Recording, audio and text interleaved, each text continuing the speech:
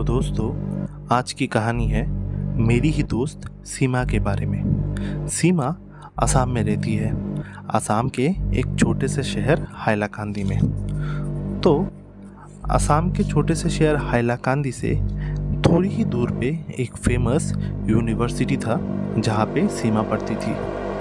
तो जैसे कि बाकी बच्चे रूम में जाके रहते थे, मतलब हॉस्टल रूम में, सीमा भी वैसे ही हॉस्टल रूम में जाके रहती थी। सीमा का वो पहला दिन था। सीमा पहली बार हॉस्टल रूम में गई। हॉस्टल रूम पूरा ही खाली था, सिर्फ वही अकेली थी जो रहने गई थी।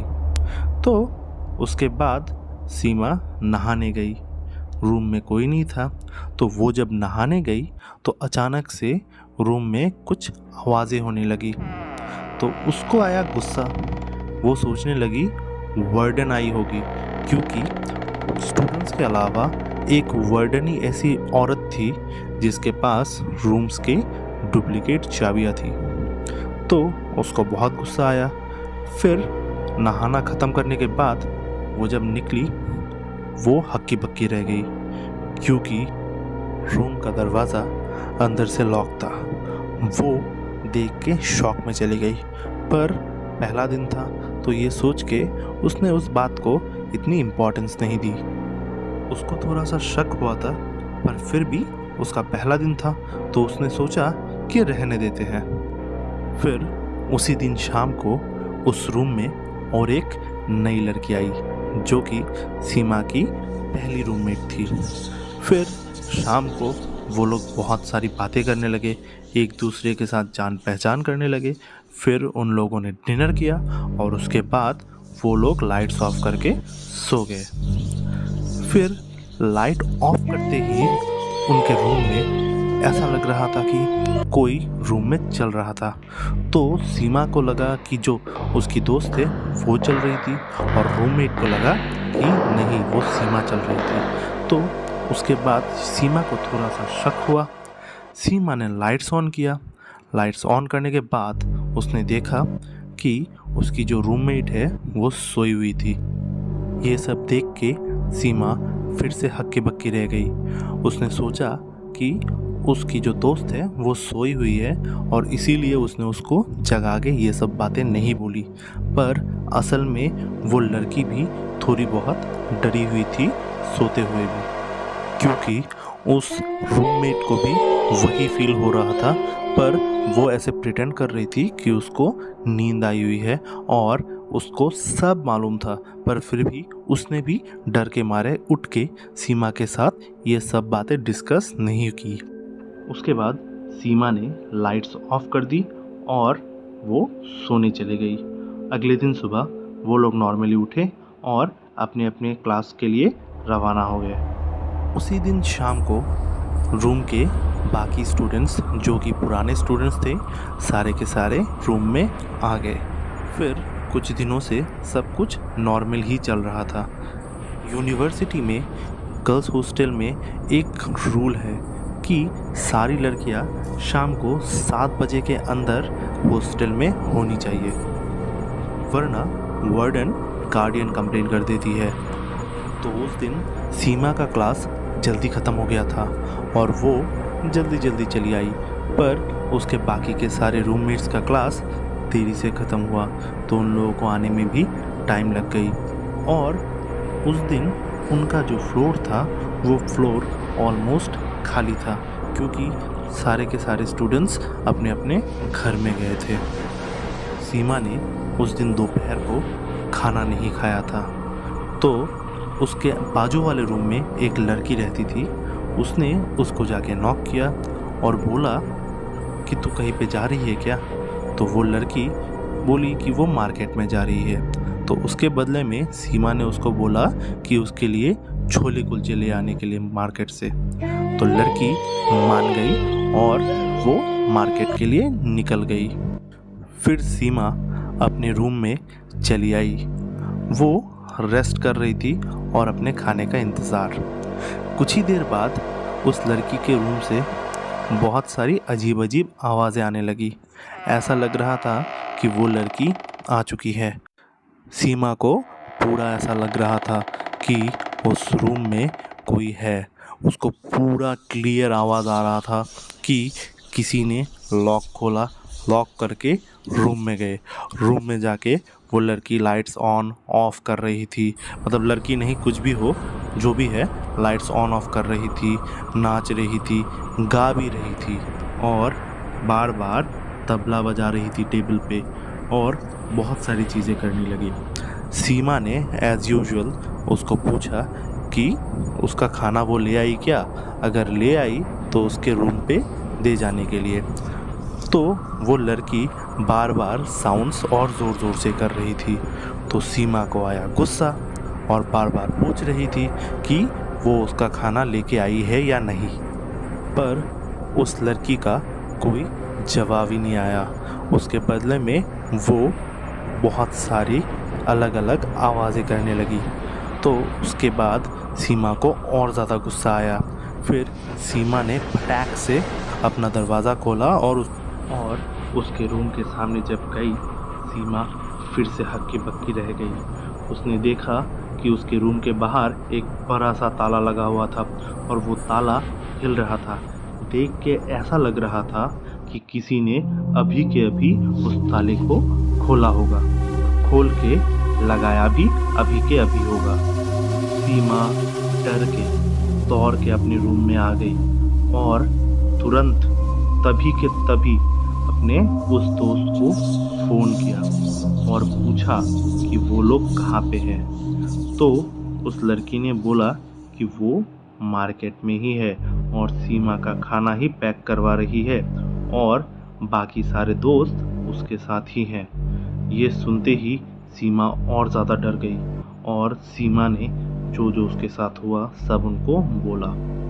तो उनको थोड़ा बहुत तो चिंता हुआ सीमा का, पर उन लोगों को इन सब के बारे में पहले से ही पता था क्योंकि वो सब यूनिवर्सिटी के हॉस्टल के पुराने स्टूडेंट्स थे और उन सभी ने कभी ना कभी ये सब एक्सपीरियंस किया हुआ था।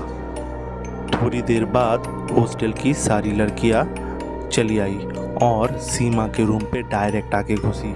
सब लोग आके देखते हैं कि सीमा डर से काँप रही थी। फिर सबने सीमा को समझाया, पर किसी ने उस आत्मा या भूत के बारे में या फिर कुछ भी था उसके बारे में किसी ने कोई बात की ही नहीं सीमा से कि उनको पता था वगैरह वगैरह, कुछ बात नहीं की। फिर सब लोगों ने सीमा को बहुत खाना खिलाने की कोशिश की, पर सीमा ने उस दिन एकदम भी खाना नहीं खाया। उस दिन रात सीमा सो ही नहीं पाई। उसने पूरी रात हरे कृष्ण हरे राम बोल बोल के सुबह तक अपनी नींद को रोके रखा। फिर ऐसे ही दिन बीतते गए और सीमा इन सब के साथ एडजस्ट करना सीख गई। हॉस्टल में रहने वाली सारी लड़कियों के साथ ऐसे पैरानॉर्मल एक्टिविटीज़ बहुत ही नॉर्मल हो चुकी थी। बहुत से टाइम वो लोग जब कपड़े सुखाने छत पे जाते थे, उन लोगों को ऐसा लगता था कि पीछे से किसी ने उन लोगों को धक्का मारा। कभी कभी तो ऐसा भी लगता था वो लोग जब कपड़े सुखा के नीचे जाने वाले होते हैं तो कोई आके फिर से उनका कपड़ा गिरा देता था।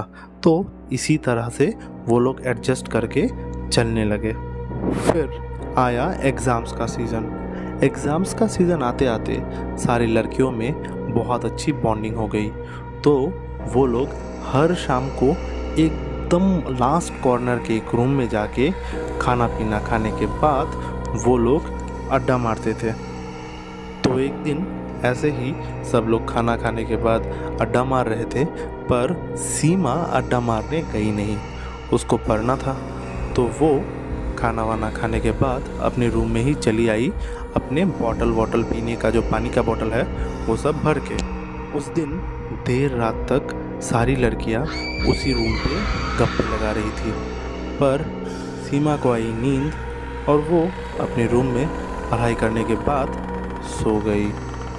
उसके थोड़ी देर बाद उसको नींद आई भी नहीं थी और उसको लगा कि कोई दरवाज़ा खोल के उसके रूम पे घुसा है और उसका जो बॉटल है जो कि उसने टेबल पे रखा था पानी का बॉटल, वो पूरा ही फुल था और सीमा को लगा कि उसकी रूममेट है, तो वो पूछने लगी कि तू आ गई क्या इतनी जल्दी।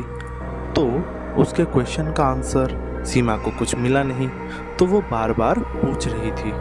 कुछ देर बाद पानी पीने की आवाज़ आने लगी। सीमा ने सोचा उसकी दोस्त पानी पी रही होगी, तो उसने फटाक से लाइट्स ऑन कर दिए। लाइट्स ऑन करके सीमा फिर से हक्की बक्की रह गई दोस्तों।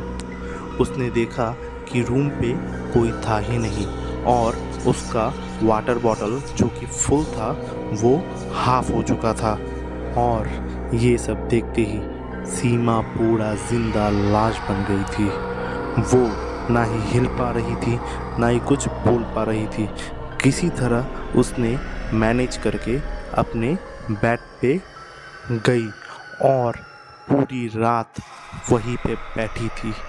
वो ना ही कॉल कर पा रही थी, ना ही कुछ बोल पा रही थी। ऐसा लगा कि वो पूरी पैरालाइज्ड हो चुकी थी।